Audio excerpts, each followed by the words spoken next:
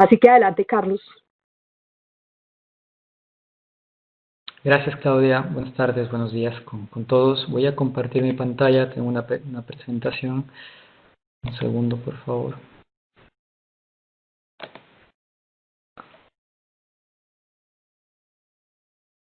Claudia, ¿me confirma si se ve, por favor? Perfecto, ya se ve. Ok. Entonces, bueno, yo voy a comentar algo sobre los desafíos de la regulación de tecnologías con más énfasis en el tema de medicamentos, que es el asunto que manejo más. Una brevísima declaración de conflicto de interés. No tengo ninguno pasado ni presente con la industria de medicamentos, otras tecnologías sanitarias, operadores del sector farmacéutico. Y entramos a materia, digamos.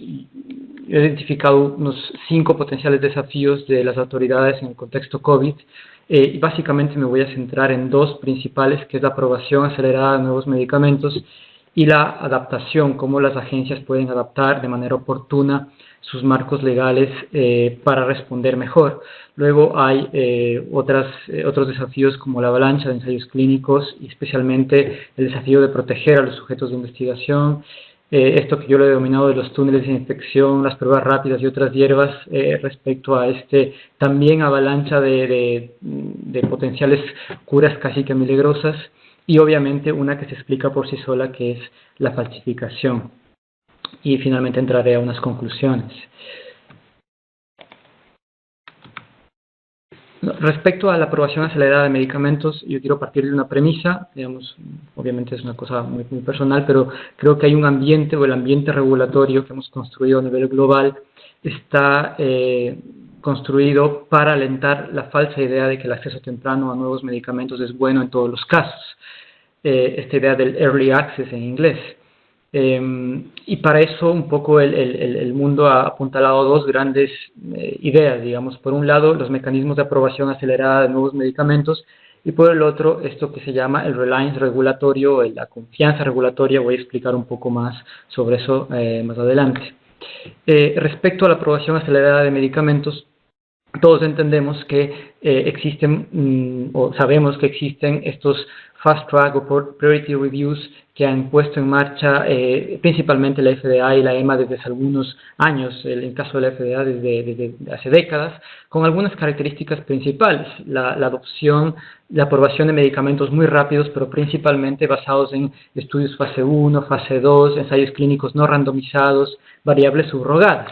Aquí yo he traído este estudio que, digamos, es bastante reciente, hace 2 semanas me parece, que un análisis de un poco más de 2 décadas de aprobaciones en los Estados Unidos, y las conclusiones son de alguna forma que cada vez en los Estados Unidos el FDA utiliza sistemas regulatorios especiales acortados, cada vez existen menos ensayos clínicos pivotales que sustentan esa aprobación, y cada vez son menos rigurosos los diseños. La segunda cosa es que cuando se completan los ensayos, los estudios con los estudios fase 3, con una randomización como tiene que ser y midiendo las variables que se tienen que medir, generalmente los resultados terminan siendo decepcionantes. Aquí yo he traído otro estudio publicado hace poco tiempo, donde es un estudio que estudia, que evalúa las aprobaciones aceleradas en la FDA en medicamentos para cáncer alguna cantidad de años, y solo el 20%, o sea, 1 de cada 5 ensayos clínicos demostraron una mejora sustancial cuando se midió una variable dura, una variable como la sobrevida, en el caso de sobrevida global, en el caso de medicamentos para cáncer. Y finalmente, digamos, para colmo, la mayoría de estos ensayos clínicos son ensayos clínicos metodológicamente defectuosos. Esta es una investigación también reciente publicada por mis colegas en Inglaterra, NACI, no he puesto el nombre de los autores, que investigan cuál es el riesgo de sesgo de muchos de los ensayos clínicos aprobados por la EMA entre el año 2014 y el año 2016, y descubren que el 49%, prácticamente la mitad de todos los ensayos clínicos, tenían gran riesgo de sesgo metodológico. Y uno obviamente rápidamente concluye que si un ensayo clínico tiene riesgo de sesgo metodológico, no debería pasar el mínimo filtro en una agencia de regulación. Entonces, a partir de este primer gran, digamos, tema, digamos que es el mecanismo de aprobación, caemos directamente en lo segundo, que es esto del reliance regulatorio. Como decía, en español se podría traducir como la confianza regulatoria, que implica básicamente que una autoridad reguladora haga suya las decisiones tomadas por un tercero de confianza, una agencia de referencia, es el término que se ha utilizado, y que implica que un país, digamos Ecuador, automáticamente asume la decisión regulatoria de un tercero, y ese podría ser un nivel máximo de confianza en las decisiones que están tomando otros. ¿Qué pasa en América Latina? Nosotros hace unos meses hemos publicado una carta un poco alertando que las decisiones basadas en evidencia, digamos, defectuosa, tomadas por FDA y por la EMA podrían estar afectando a pacientes en otras latitudes y particularmente en América Latina.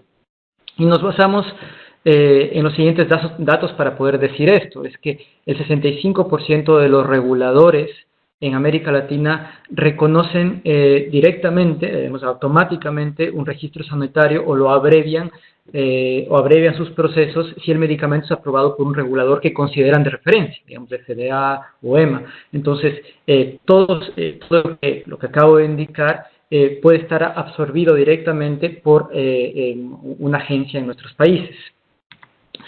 ¿Cómo se asienta esto en la lógica del contexto COVID? Y he traído el caso específico del medicamento Remdesivir, que es un medicamento antiviral, se aprobó en primer lugar para ébola, un medicamento de Gilead con protección hasta de patente hasta el año 2036 en los Estados Unidos, y se aprueba de manera emergente, digamos, bajo un mecanismo acelerado, el 1 de mayo. Y este de aquí es la nota de prensa de la FDA, en donde ustedes pueden ver que la propia FDA en el primer párrafo dice que la información que se conoce del medicamento sobre la efectividad y la seguridad es totalmente limitada en el contexto de pacientes COVID, y que en un ensayo clínico se demostró que podría acortar un poco el tiempo de recuperación. Digamos, lo que no dice la nota de prensa es que también no se demostró ningún efecto sobre la mortalidad, el 14 versus el 13%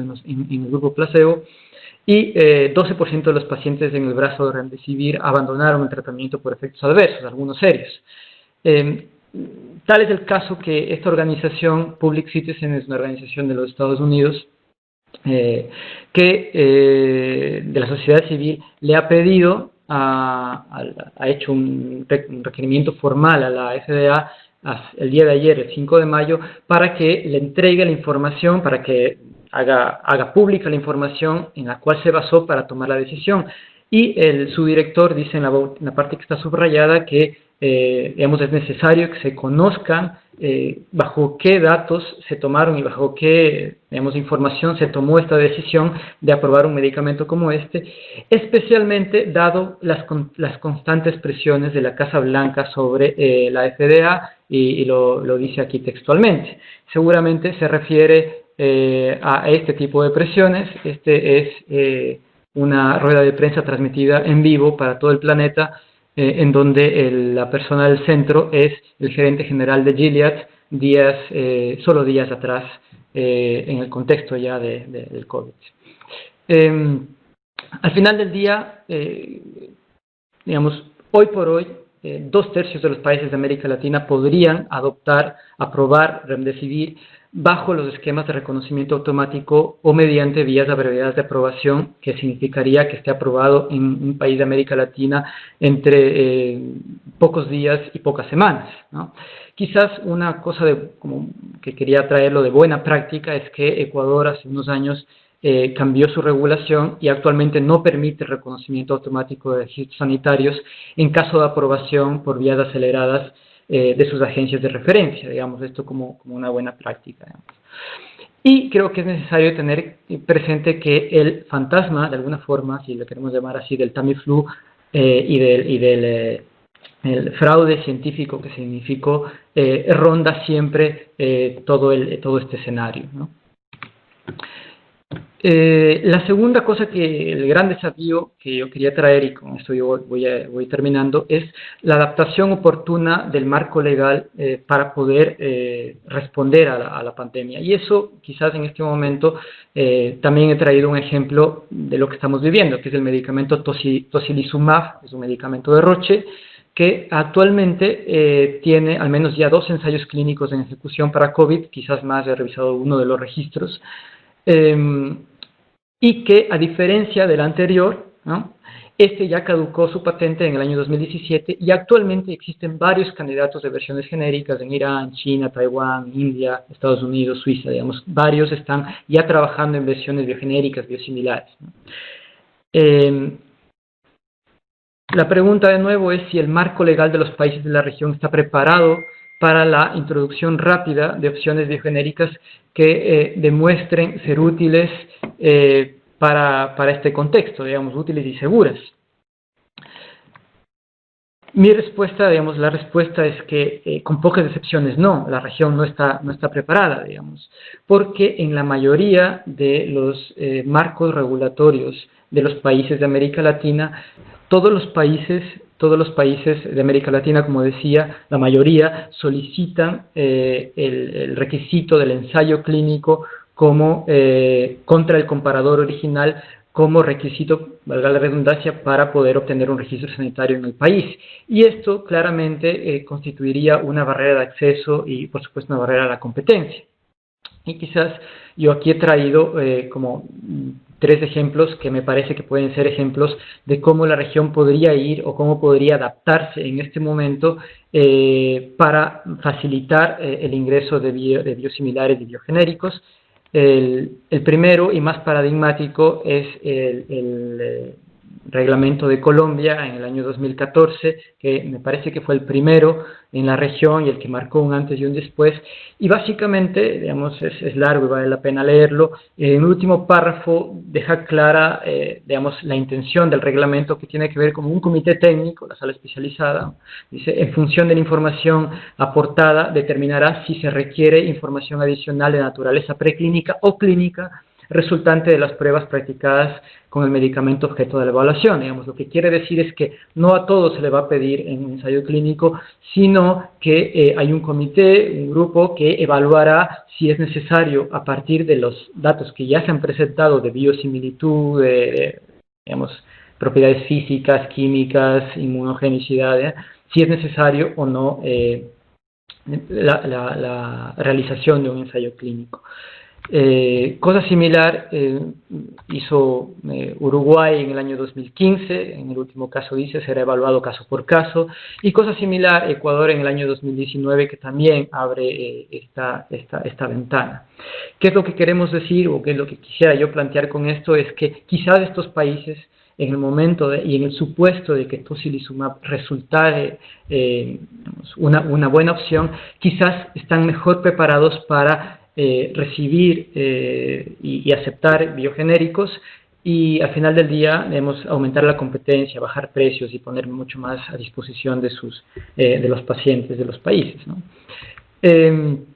Como conclusiones, yo he traído esta especie de brebaje en donde me parece interesante que, bueno, si uno le pone un poco de reconocimiento automático de medicamentos nuevos con pocas pruebas al brebaje, después uno le pone barreras de entrada a biogenéricos, le pone debilitamiento sistemático de las autoridades reguladoras nacionales y algunas otras cosas más, por ejemplo, poco uso de flexibilidades, bloqueos de las competencias por parte de las empresas vía judicial y un montón de otras cosas. En todo caso, sabemos que lo que va a salir de ahí es una bomba que la conocemos bien, que es de nuevo medicamentos monopólicos con beneficio dudoso, a precios inalcanzables y lo más importante, poblaciones que continúan en riesgo, ¿no? Tanto desde el punto de vista financiero como desde el punto de vista sanitario. Y mi diapositiva final tendría que ver un poco con esto, que el COVID es una gran oportunidad, ya lo dijo Claudia al inicio, es difícil decir eso, pero al final es una oportunidad para repensar las prioridades regulatorias de los países en función de la protección de las poblaciones y en la idea de que los estados tomen decisiones en función de su propio contexto. Eso es, muchas gracias también a todos ustedes por la atención y gracias. Muchas gracias, Carlos. Creo que ese recurso pedagógico del brebaje es maravilloso. Me parece que lo que habría que decir acá es que en esta organización del webinar, el concepto de priorización, que no es otra forma de decir que la selección o la toma de decisiones en función de los recursos disponibles para garantizar la salud de la población basada en necesidades o garantizando el derecho a la salud y la equidad, empieza en casa. ¿Qué tiene que ver los registros sanitarios y qué tiene que ver la aprobación de las agencias sanitarias con ese proceso de selección? Tiene que ver todo, empieza en casa. ¿Cómo las agencias sanitarias establecen eso? Y creo que el mensaje venimos de una oleada de muchas barreras para la competencia y mucho relajamiento para las cosas inciertas o desconocidas, las cosas completamente nuevas. Tal vez la invitación a que repensemos eso y lo hagamos en función del contexto y de las necesidades, con un soporte fuerte en la idea del acceso de la población a aquellas alternativas que han demostrado que son beneficiosas, es clarísimo. Muchísimas gracias.